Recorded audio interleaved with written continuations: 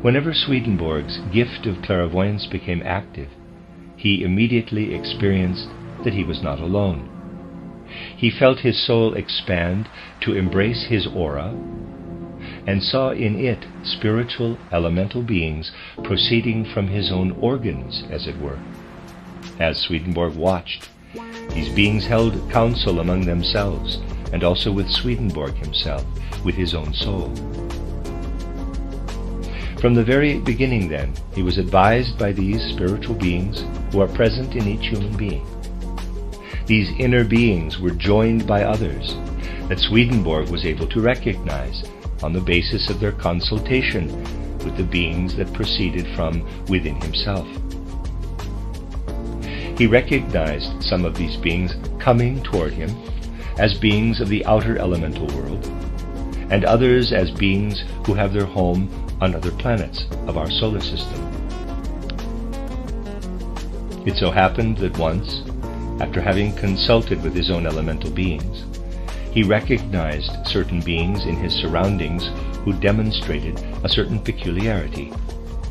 So far, Swedenborg's clairvoyant perception had always allowed him to understand, to a certain extent, the language of both the elemental beings coming from within himself and the beings coming from Venus, Mercury, the Sun, and so on. He was accustomed to thinking that spirits have an understandable common language, the language of ideas, of the inner weaving of ideas come alive. I have told you about these ideas come alive in several recent lectures. Swedenborg was accustomed to understanding this language, which is also our basis for cultivating the art of eurythmy. When someone uses sounds in order to speak, the whole complex of forces that exists in order for speech to be able to resound is concentrated in the larynx and adjacent organs. Thus the human being as a totality is freed from having to act out speech. This means that the inner structure of speech becomes unconscious, subconscious. It becomes something totally earthly. Eurythmy is meant to enable us once again to participate with our whole being in speech. But more on the deeper meaning of eurythmy some other time, my friends. For now I only want to point out that Swedenborg had always been able to understand the language of spiritual beings, until a certain moment when he noticed spirits approaching him, who, like the others, spoke to him through all kinds of gestures and movements of their limbs or of their actual form, which is how all spirits speak. As I said, Swedenborg was used to understanding the spirits' gesture language. This time, however, he could see the spirits making certain movements, but was unable to understand them. Their movements conveyed no sense or meaning to his soul. He was surprised by that, as surprised as we would be if we were approached by somebody whose lips were moving in speech, but we could hear nothing. Swedenborg learned a very significant lesson from this, after realizing that these beings he could not understand were inhabitants of Mars, that there were, in fact, beings from Mars whose speech could not be understood even by someone who usually understood the language of spiritual beings. I am talking here only about Swedenborg's experiences, because he made a point of studying these things rather than simply interpreting them arbitrarily. He gradually realized why he could not understand these beings from Mars.